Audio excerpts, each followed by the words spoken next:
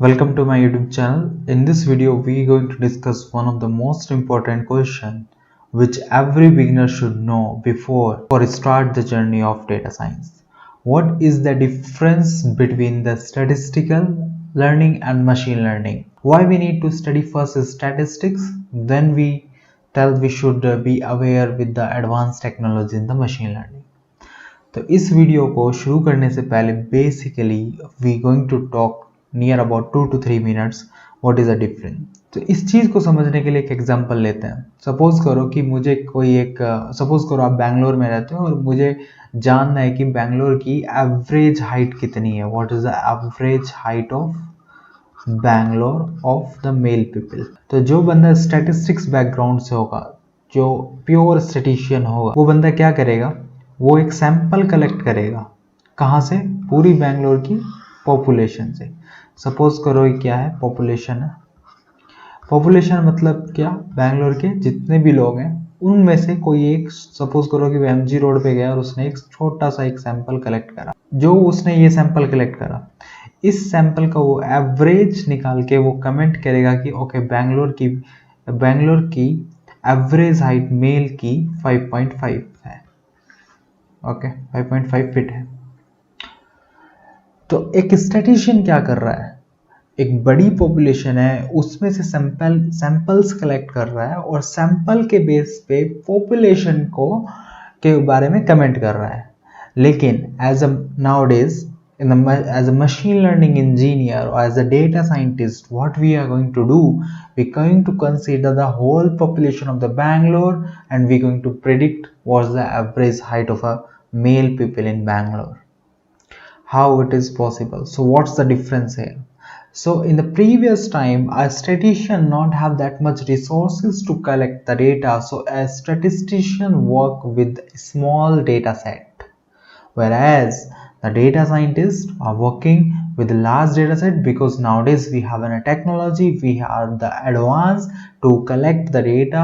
ऐसी डेटा को स्टोर करने का हमारे पास स्पेस है। So that is one of the most important difference. Statistics में हम सैंपल्स को लेके पॉपुलेशन के ऊपर कमेंट करते हैं, whereas in the field of a data science we will consider the whole population because we are richer in data nowadays। In the statistics, mostly we will study the relationship between the variables, whereas in machine learning or most अगर मैं इसको common नाम दूं तो इसको बोलते हैं data science में। हम हमारी जो टास्क है वो डिफाइन होता है predictive, then it's more defined as supervised, unsupervised learning, then reinforcement, then deep learning. This should be everything come under the data science।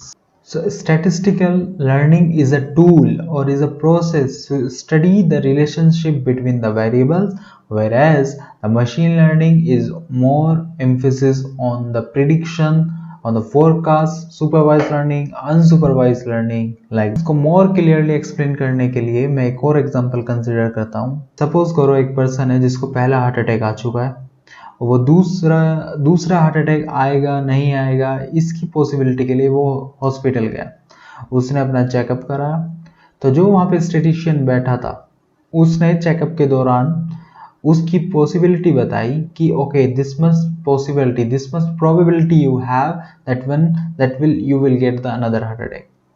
What will happen? He will study the some relationship between the variables। तो हमारी problem क्या है कि person को second heart attack आएगा नहीं आएगा, ठीक है। स्टेटिशियन ने क्या करा, उसने कुछ वेरिएबल्स पढ़े, जैसे उसकी क्लिनिकल रिपोर्ट क्या है, what are the clinical reports, जो उसके पहले टेस्ट हुए वो क्या है, ठीक है, वो किस एरिया से आ रहा है, उसकी एज कितनी है, उसको और कौन सी बीमारी है, ठीक है, उसके डेमोग्राफिक्स क्या है, ये सब उसने पढ़ा और क्या पॉसिबिलिटी निकाली कि सेकेंड हार्ट अटैक आने के क्या चांसेस है, what is the possibility, what is the probability that he will get the second heart attack.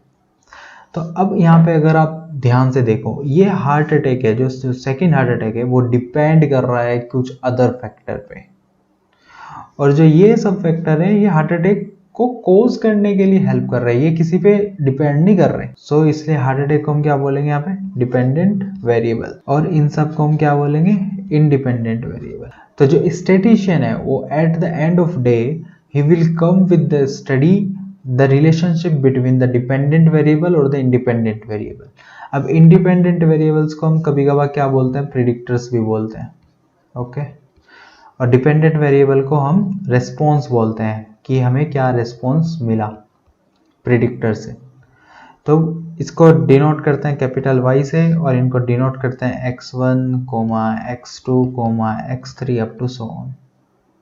So generally if I write the form here, so I can write y is equal to x जो कि function है किसी unknown f का, ठीक है। So at the end of the day एक ऐसी functional form बना के लाएगा जिसमें y आपका क्या होगा, हार्ट अटैक होगा, x क्या होंगे आपके ये प्रेडिक्टर होंगे और एक अननोन फंक्शन होगा f। अब सारा काम डेटा साइंटिस्ट का यहाँ पे लगता है कि ये फंक्शन f की शेप क्या है, लीनियर है, पॉलिनोमियल है, क्या फंक्शन है, साइन x है, cos x है, व्हाट दिस फंक्शन। तो to find this function f हमारा पूरा डेटा साइंस की जो स्टडी है वो यूज होती है कि f हमारा है क्या। अब कितना भी कोई भी परफेक्ट बंदा हो वो हमेशा मिस्टेक करेगा। तो टू सेव साइड हम इसमें क्या ऐड करेंगे, प्लस एप्सिलॉन जो क्या होगी हमारी एरर टर्म होगी, और एरर टर्म का हमारा मीन हमने एज्यूम करा क्या होगा, 0 होगा। अब इस f को हमें फाइंड करना है और statistically if I want to speak इस f को हमें एस्टिमेट करना है। एस्टिमेट हम क्यों करें, इसके हमारे दो फायदे हो सकते हैं। हम इससे कुछ प्रिडिक्शन निकाल सकते हैं, व्हाट द प्रिडिक्शन, और हम इससे कुछ इन्फ्रेंस ड्रॉ कर सकते हैं। तो ये दो इंपॉर्टेंट फैक्टर हैं जो कि फंक्शन f को एस्टिमेट करके हम निकाल सकते हैं। अब प्रिडिक्शन क्या है, इन्फ्रेंस क्या है, प्रिडिक्ट हम कैसे करते हैं, इन्फ्रेंस हम कैसे कर सकते हैं, this one we will talk in the next video. So up to that you wait.